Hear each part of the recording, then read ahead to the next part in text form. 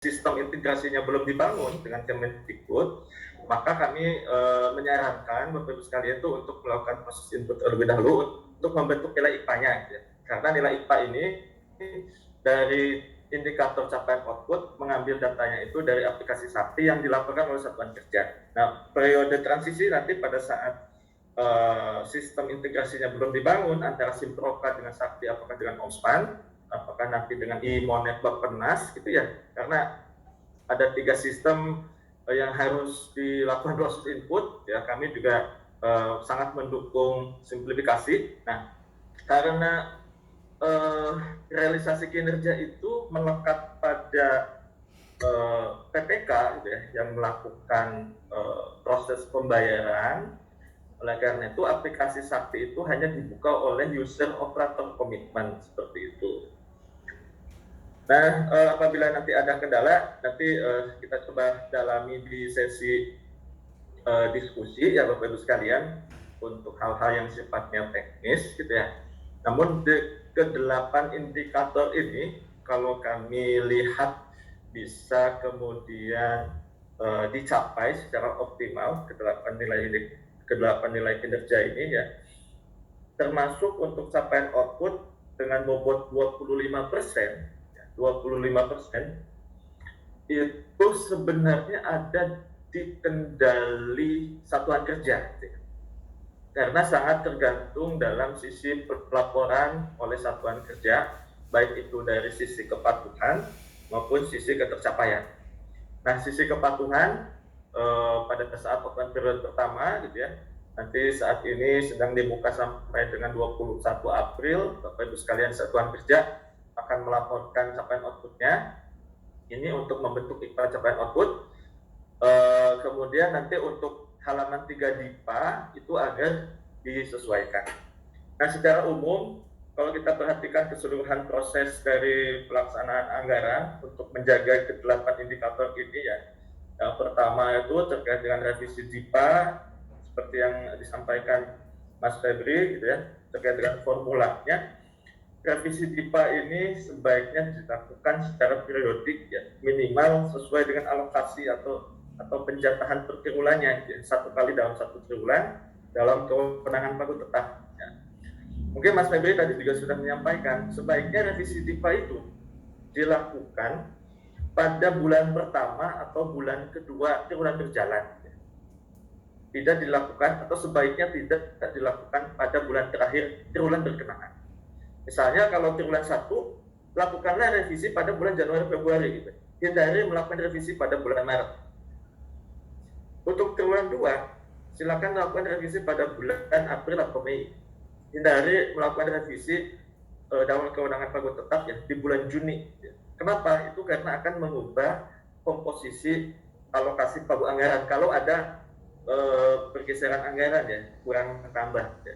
Misalnya capaian kinerja yang sudah bagus, realisasi katakanlah sudah 40%, 50% di triwulan 2, kemudian alokasi anggarannya bertambah juga, sehingga rasio pembagiannya itu semakin bertambah. Karena pada sistem kita di Omspan, itu kinerja penyerapan anggaran akan berdasarkan posisi alokasi DIPA per triwulan itu. Jadi setiap triwulan akan dilakukan penguncian alokasi DIPA-nya, posisi DIPA-nya itu berapa gitu pada triwulan 1, triwulan 2, triwulan 3, dan triwulan 4 ya. Jadi kendalikan revisi tersebut sepanjang dia dalam kewenangan pagu tetap. Kecuali yang sifatnya revisi POK, revisi satuan kerja itu boleh karena bukan objek penilaian kinerja. Termasuk revisi deviasi halaman 3 DIPA itu karena sifatnya administratif, dia tidak termasuk dalam penghitungan kinerja. Ya. Terus memang dalam menjaga kualitas perencanaan sebaiknya juga Bapak Ibu sekalian itu periode efektivitas dalam melakukan pelaksanaan anggaran itu akurasinya sebenarnya dibatasi hanya triwulanan gitu ya. Kita lihat Bapak Ibu sekalian mencermati kenapa kita melakukan targeting penyerapan anggaran itu setiap triwulan ya. Terus revisi juga tiap triwulan ya. Terus pemutakhiran halaman 3 DIPA juga kita buka setiap triwulan gitu ya. Capaian output juga tiap triwulan. Artinya kita hanya ingin menjagain konsistensinya itu setiap triwulan. Artinya triwulan 1 dijagain akurasinya, kalau masuk triwulan 2 nanti akan ada kesempatan untuk merevisi, untuk memutakhirkan halaman 3, seperti itu. Jadi efektifnya adalah triwulanan. Makanya di sisi perencanaan anggaran gitu ya, untuk menjaga revisi DIPA ini terkendali, maka siapkan dokumen-dokumen yang memang akan bisa mendukung akurasi perencanaan tersebut, gitu ya.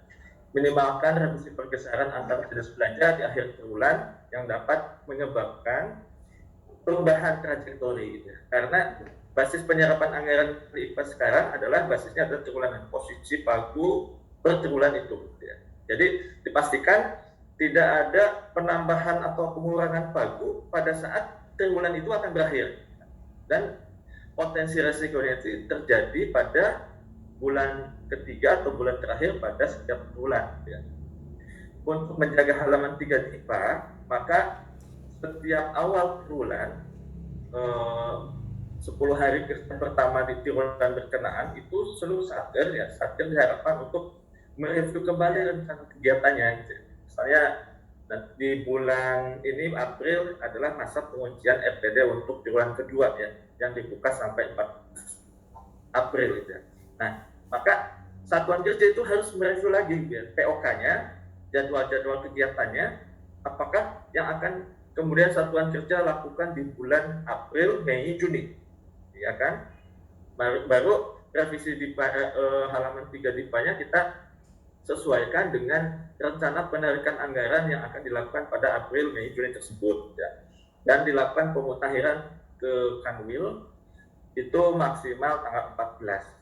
Setelah tanggal 14, meskipun kita melakukan revisi DIPA, itu tidak akan mengubah RPD halaman 3 DIPA-nya. Jadi kesempatan untuk merencanakan penarikan dana itu hanya dibatasi 10 hari kerja di awal triwulan tersebut. Ya. Terus lakukan penyelarasan ya antara RPD atau rencana penarikan dana itu dengan target penyerapan anggaran triwulan. Misalnya, kalau suatu satker itu sampai dengan triwulan kedua itu targetnya adalah menyerap 50%, maka 50% itu harus kita bagi. Di April ini mau menyerap berapa itu? Di Mei akan menyerap berapa? Dan di Juni akan menyerap berapa? Jadi nanti dari target penyerapan anggaran itu akan menjadi basis, ya, akan menjadi basis untuk penyesuaian RPD halaman 3 DIPA. Kenapa? Karena antara perencanaan dan pelaksanaan anggaran itu nanti akan terlihat kualitas konsistensinya. Memang sangat menantang Bapak sekalian karena situasi pelaksanaan anggaran itu sangat dinamis ya. Belum tentu apa yang kita rencanakan tahun lalu sama dengan kondisi dengan tahun ini, atau kebijakannya itu berubah seperti itu ya. Namun kalau untuk satker-satker yang sifatnya reguler ya, maksudnya melakukan kegiatannya itu ya pasti di bulan ini ya. Misalnya kalau bintek seperti ini ya pasti di bulan April gitu ya. Itu mungkin bisa mereview kegiatan-kegiatan yang sifatnya reguler, pasti sudah bisa ditentukan kapan waktunya dan berapa anggaran yang memang akan direalisasikan seperti itu. Terus setelah menyelaraskan RPD dengan target penyerapan, silakan melakukan revisi halaman 3 DIPA ini sebelum batas terakhir pengesahan revisi di Kanwil ya, dalam hal ini untuk pengesahan RPD halaman 3 DIPA. Nah, untuk penyerapan anggaran ini adalah tantangan yang baru ya. Bagaimana kita ingin mengubah pola-pola penyerapan anggaran lama yang sebelumnya itu berdasarkan agregasi dari DIPA dan berlaku umum ya, 15%, 40%, 60%, 90% ya. Satker eselon 1 KL sama. Sekarang ini berbeda-beda gitu ya. Antara satker satu dengan yang lainnya itu beda karena tergantung komposisi jenis belanja sama komposisi pagu anggarannya ya. Maka untuk itu kita harus perhatikan pada saat akan melakukan akselerasi belanja juga lihat lagi ke perencanaannya apakah sudah diakomodasi pada DIPA tersebut ya. Halaman 3 DIPA-nya jangan kelewatan gitu ya. Kita bisa aja melakukan realisasi yang lebih tinggi gitu ya. Karena realisasi itu kan lebih tinggi lebih bagus kan kinerjanya gitu. Ternyata lupa gitu ya. Itu tidak direncanakan pada halaman 3 DIPA-nya. Oleh karena itu perspektif trajektori untuk pelaksanaan anggaran triwulan ini memang harus dijaga ya antara halaman 3 DIPA, konsistensi dan pelaksanaannya. Gitu ya. Untuk belanja kontraktual, saya yakin juga apabila ada hal-hal yang sifatnya kontraktual gitu ya, misalnya kegiatan-kegiatan paket meeting, penyaluran dana, bansos dan sebagainya, atau PBJ gitu ya, atau PBJ dalam hal ini yang komitmen sudah jelas dan dilaporkan ke KPPN. Kalau tadi sih penyaluran dana bansos itu kan sifatnya apa ya, rutin tapi bisa diprediksi apakah kita bisa mempercepat untuk bansos itu dibagi menjadi per triwulan itu 25%, nanti diserahkan ke Kemendikbud ya yang mengetahui karakteristik bansos tersebut. Nah, sepanjang dia sifatnya kontraktual, mungkin di awal perlu mengidentifikasi dan mempersiapkan proses pengadaan barang dan jasanya. Kenapa kemudian kami di Kementerian Keuangan setiap tahun itu mempercepat penyerahan DIPA? Ya. DIPA itu sudah dipegang oleh Satuan Kerja pada bulan November atau Desember. Ya. Ini memberikan kesempatan kepada Satuan Kerja, kepada KL untuk melakukan proses PBJ sebelum anggaran berjalan. Sehingga pada saat 1 atau 2 Januari itu sebenarnya belanjanya itu sudah bisa dimulai gitu ya, Bapak sekalian gitu ya. Jadi proses untuk PBJ-nya karena sudah dilakukan di awal atau masuk pada triwulan pertama itu sudah kategori akselerasi. Ya. Kategori akselerasi. Terus pada saat akan menyampaikan data kontrak ke KPPN agar persyaratan dokumen dan syarat-syarat pembayaran lain gitu ya. Terus ketepatan waktu dalam melaporkan juga itu menjadi sangat penting gitu ya. Dan untuk akselerasi saat ini untuk belanja barang atau jasa khususnya belanja modal yang nilainya sampai dengan 200 juta itu agar diselesaikan pada triwulan 1. Definisi selesai kita disampaikan oleh Mas Febri juga itu sudah harus dibayarkan, sudah harus terbit SP2D-nya. Tapi di penilaian untuk masa peralihan 2022 ini triwulan 1 nanti bisa diselesaikan sampai dengan triwulan kedua ya, pembayarannya. Terus penyelesaian tagihan tentu saja tidak menunda proses pentagihan atau proses pencairan anggarannya untuk kontraktual ya, tidak lebih dari 17 hari kerja. Untuk pengelolaan UPT-UP tentu saja Satuan Kerja nanti harus bisa memperkirakan kebutuhan atau pengambilan uang UP ini ya bisa dihabiskan dalam 1 bulan. Jadi jangan terlalu banyak, tapi dalam nilai yang cukup efisien gitu ya untuk mendukung alokasi anggaran operasional Satuan Kerja. Lebih baik revolvingnya itu ditingkatkan sehingga 1 bulan itu jika Satuan Kerja ngambil UP 100 juta, total revolvingnya 1 bulan itu ya 100 juta minimal gitu. Atau lebih tinggi daripada 100 juta itu lebih bagus ya. Jangan sampai ambil UP 100 juta tapi total revolving dalam 1 bulan itu hanya 80 juta. Maka dalam sistem IPA kita nilai kinerjanya menjadi 80 gitu ya. Ada 20 juta yang idle gitu ya, yang tidak atau belum dilakukan pertanggungjawaban. Terus terkait dengan sisa UPT-UP pada akhir tahun itu agar disetorkan, tidak memegang sisa UPT-UP karena itu akan menjadi basis penalti untuk pertanggungjawaban UP yang terakhir. Ya. Sedangkan untuk kasusnya TUP ya, agar TUP itu diminimalkan setorannya. TUP itu agar diminimalkan setorannya karena nanti akan dirasiokan dengan jumlah total TUP yang sudah diambil. Jangan sampai ambil UP 1 miliar tapi disetorkan 500 juta gitu. Hanya dipakai 50%-nya. Ini akan mengurangi nilai kinerjanya sebesar 50 juga ya. Nah, diminimalkan mungkin boleh saja gitu, sesuatu yang tidak dihindari kalau memang nanti ada setoran TOP gitu ya, karena akan menyesuaikan dengan pertanggungjawabannya, tapi sangat diminimalkan setorannya itu dalam apa ya, secara rasional. Misalnya kalau ambil TUP-nya 1 miliar, setorannya hanya 100.000, mungkin itu tidak material ya terhadap penilaian kinerja.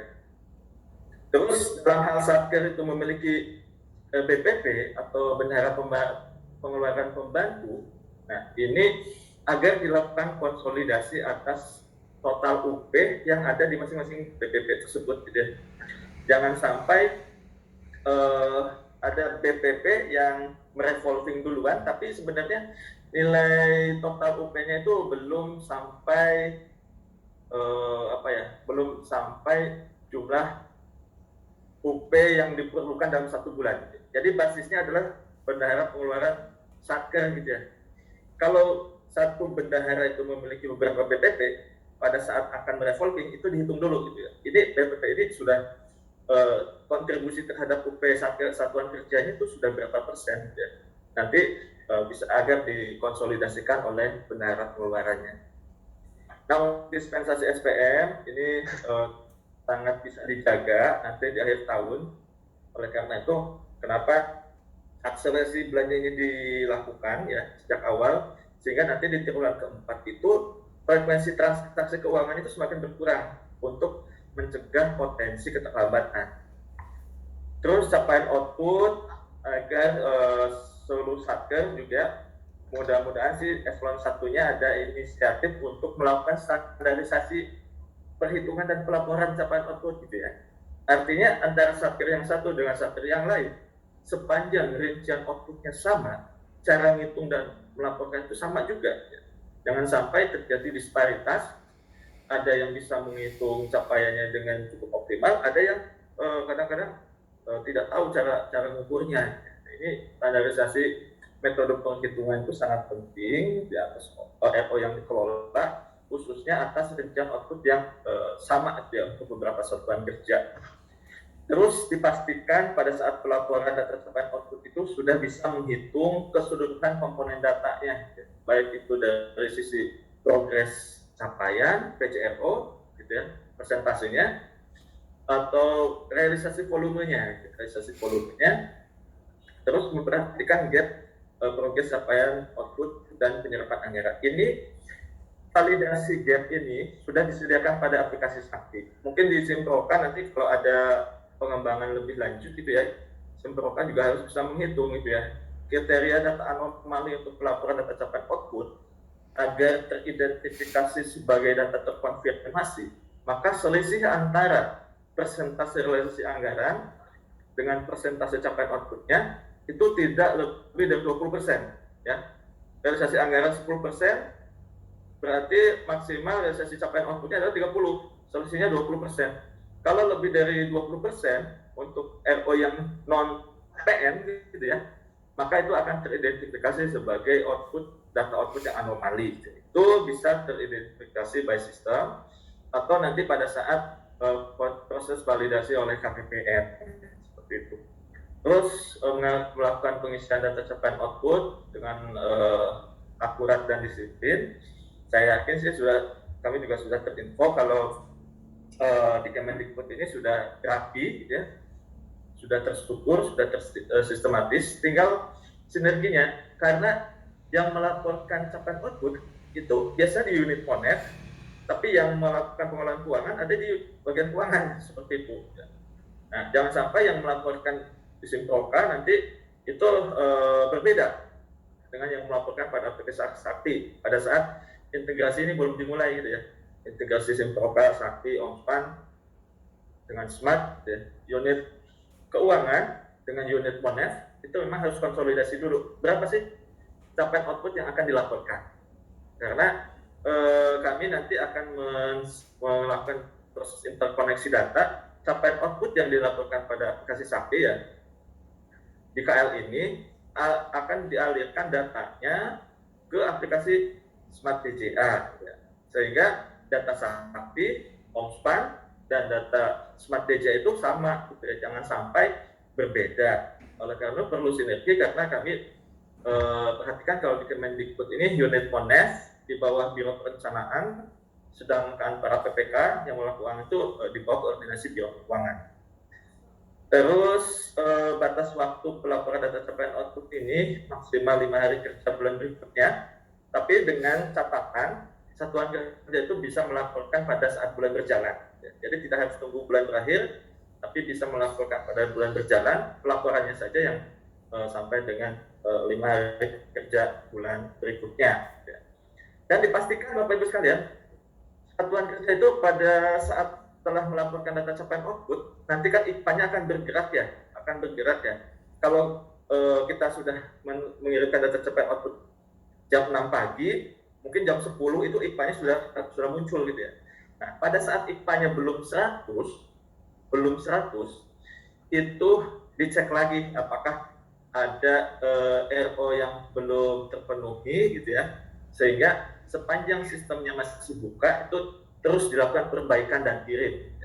Terus dilakukan perbaikan agar memastikan IPA capaian outputnya 100 pada sepanjang open period sistemnya dibuka.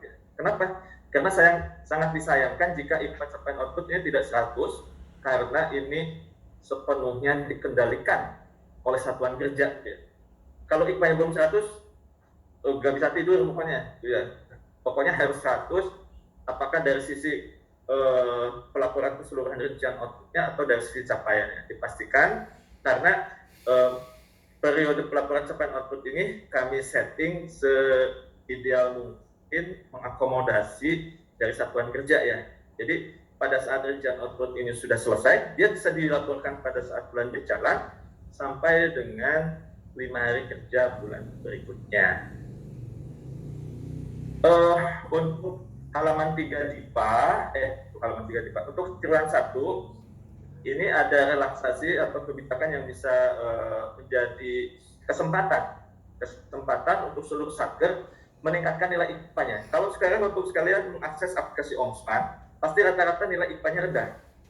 IPA rendah itu dikontribusi karena deviasi halaman 3 dan capaian output datanya yang belum diterima oleh aplikasi Omspan.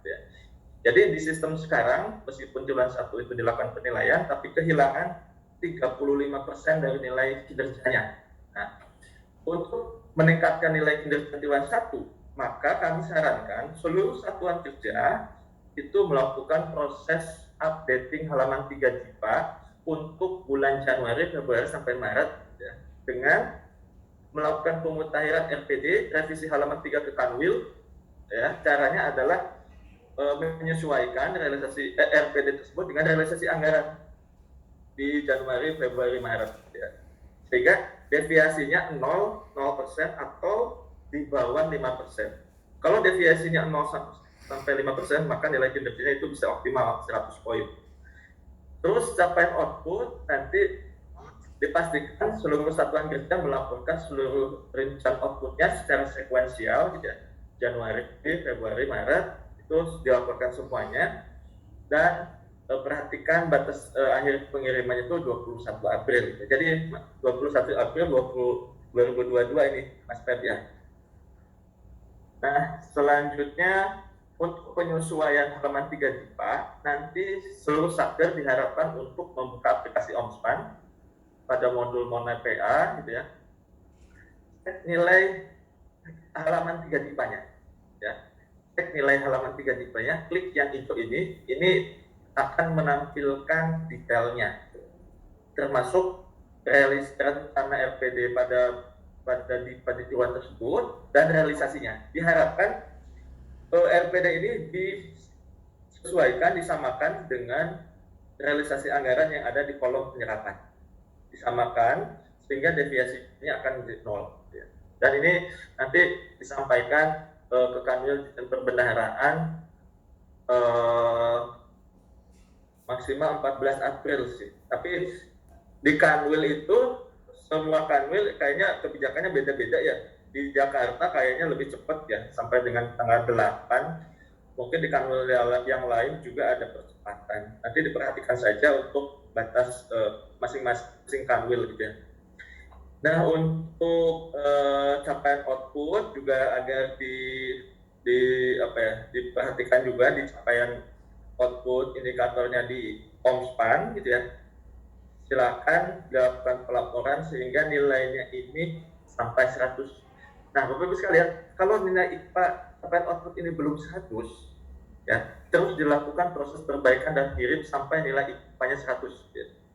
Ya, karena ini semuanya di bawah kendali satuan kerja, Bapak sekalian, gitu ya. Nah, kalau ada kesulitan, itu nanti dikonfirmasikan ke KPPM, gitu ya. Artinya, kalau Satker merasa sudah melakukan semua langkah-langkahnya, tapi nilai kinerjanya masih belum 100, ya, bisa jadi ada RO-RO yang belum mencapai target, atau ada RO yang statusnya belum terkonfirmasi. Dan itu adalah kewenangannya KPPM untuk mengubah status menjadi terkonfirmasi. Mungkin demikian yang bisa kami sampaikan, Pak Taufik, Bapak Ibu sekalian. Mudah-mudahan bisa ada sesi diskusi dan para peserta silakan saja untuk bertanya ya, melakukan apa ya? Sisa waktu sampai jam 12 ini masih ada sekitar kurang lebih 15 menit. Saya berikan kesempatan untuk yang raise hand terlebih dahulu. Silahkan untuk Ibu Indrawati atau Pak Faisal, barangkali ada yang mau disampaikan, Pak Karo. Oke, jadi terima kasih Pak Taufik, ya Pak Tommy dan Pak Febrian ya. Terima kasih banyak ya atas waktunya. Sedikit aja tadi saya sempat dengar ya, karena saya nggak full mendengar karena ada yang mengerjakan yang lain. Ada yang saya dengar tadi di awal terkait dengan pengisian capaian output ya, yang katanya rencananya kan mau di satu aplikasi saja, apakah di Simproka atau di mana ya. Nah, kalau terkait dengan capaian output ini, kalau nggak salah dulu itu kan memang sudah ada menunya di aplikasi SAS ya. Jadi saya rasa misalnya untuk Simproka yang nggak perlu Simproka ngisi lagi apa namanya capaian output, karena itu sudah dari SAS ya. Kan dulu itu di tahun berapa waktu awal-awal SPAN dulu, waktu itu kan di SAS itu kan belum ada menu untuk mengisi capaian output. Nah, waktu itu kita diskusikan, kita minta supaya capaian output itu diisi melalui SAS. Kenapa diisi melalui SAS? Ya, karena salah satu cara ya, atau dalam tanda kutip memaksa satuan kerja untuk tertib menginput dokumen atau data itu hanya dengan melalui SAS. So, kalau tidak mengisi di SAS, mereka tidak bisa mencairkan. Itu filosofinya dulu seperti itu ya. Sehingga terkait dengan inputan data akan lebih bagus satu kali input melalui aplikasi SAS. Jadi nanti database yang ada di SAS atau dimanapun nanti, itu tinggal kita tarik. Tidak perlu lagi nanti Satker ini atau bagian ini atau biro apa mengisi masing-masing. Tapi sudah single database sumber penginputannya itu satu. Ya, jadi itu sih saran saya ya, kalau bisa itu melalui aplikasi SAS ya, karena itu pasti Satker akan ngisi. Dulu bahkan saya usulkan kalau bisa, kalau mereka tidak mengisi capaian outputnya supaya tidak bisa lanjut ke step berikutnya ya. Artinya nanti mau tidak mau ada pemaksaan bagi mereka, mau tidak mau dia harus ngisi. Karena terkadang yang saya katakan tadi, terkadang capaiannya sudah 100%, tapi mereka tidak menginput, akhirnya kan nilainya turun. Tapi sebenarnya di lapangan sudah tercapai ya. Jadi mungkin itu Pak Febrian, Pak Tommy, saran saya kalau bisa satu sistem aja, tapi melalui sistem SAS ya, karena SAS itu seluruh Satker terhubung dengan itu, mau tidak mau pasti Demikian Pak Tommy, Pak Febri, masukan dari Pak Karo tadi dari. Terima kasih Pak Karo atas masukannya. Memang untuk data capaian output ini sejarahnya cukup panjang, Pak Karo, Bapak sekalian. Kami mungkin concern terkait dengan pelaporan data capaian output ini juga baru 2 tahun terakhir ya, sejak dulu kita memakai aplikasi SAS gitu ya, aplikasi SAS, terus dilakukan proses rekonsiliasi LK ya melalui Saiba dan sebagainya, Rekon LK gitu ya. Kemudian tahun 2020 kita coba bermigrasi ke aplikasi OMSPAN gitu ya, pakai SAS juga gitu ya. Terus di tahun 2022 ini kita memakai aplikasi Sakti karena SAS sudah tidak lagi digunakan. Pada prinsipnya kami sebenarnya ingin mendukung simplifikasi proses bisnis pelaporan data cepat output yang saat ini, mohon izin Pak Bapak Ibu sekalian, itu satuan kerja itu memiliki 3 sistem gitu ya. Kalau nggak salah kami mengidentifikasi. Yang pertama, kewajiban melaporkan pada aplikasi Smart untuk nilai evaluasi kinerja anggaran, gitu ya, dan budget anggaran. Terus Imonef dari Bappenas, gitu ya. Imonef dari Bappenas justru Imonef Bappenas itu komponennya lebih detail, gitu, lebih detail. Terus Kemendikbud juga memiliki sistem internal, sistem Monef internal dalam hal ini Simproka ya, dalam hal ini yang dikelola oleh Biro Perencanaan gitu ya. Tapi sumber datanya itu sebenarnya sama. Namun sekali lagi output itu ternyata Bapak Ibu sekalian itu tidak bisa dilepaskan dari realisasi keuangannya gitu ya. Oleh karena itu untuk meningkatkan kepatuhan, kedisiplinan pelaporan, terus tadi akselerasi capaian, maka sejak 2 tahun terakhir kita memasukkan dalam penilaian kinerja di IKPA. Di IKPA itu akan mendorong satuan kerja untuk melaporkan data cepat output sekaligus untuk dinilai kinerja pencapaiannya baik dari sisi progres maupun realisasi volume atau fisiknya. Dan ini kita berlanjut ke tahun 2022. Sedangkan untuk seluruh KL kami menerapkan seluruh KL itu seluruh satker ya, menggunakan aplikasi Sakti, dan fitur-fitur di aplikasi Sakti juga sudah sangat memadai untuk akomodasi kebutuhan data terkait dengan realisasi anggaran pada level 13, level rencana output, dan pelaporan data output yang dilakukan proses inputnya oleh satuan kerja. Nah, ini masih dalam tahap pengembangan karena migrasi ke Sakti ini baru tahun sekarang. Nanti kami coba akan koordinasikan gitu ya, baik apakah Sakti ini akan menjadi single entry gitu ya, single entry proses pelaporan data capaian output yang akan datanya bisa diinterkoneksikan dengan sistem-sistem Monef yang lain yang memerlukan data capaian output, termasuk ke Simproka, termasuk ke Smart DJA, dan nanti mungkin ada perluasan ke Imonef Bappenas, sehingga satuan kerja itu hanya akan melakukan proses input pada aplikasi Sakti. Dan memang ini yang memang ini disetting pada regulasi IPA tahun 2022 bahwa penilaian kinerja IPA itu mengambil data capaian output itu dari aplikasi Sakti. Belum kita mencoba interkoneksikan dengan sistem-sistem Monef yang lain. Ini akan menjadi tahap kami selanjutnya kita ingin bangun gitu ya. Single entry saja. Memang datanya itu dari Sakti aja, dari transaksi pengelolaan keuangan yang akan menghasilkan capaian output tadi, seperti itu. Jadi perjalanannya masih panjang ya, kayaknya Pak Taufik. Ya, Betul, Pak, mungkin ya. gini memang. Jadi kalau mungkin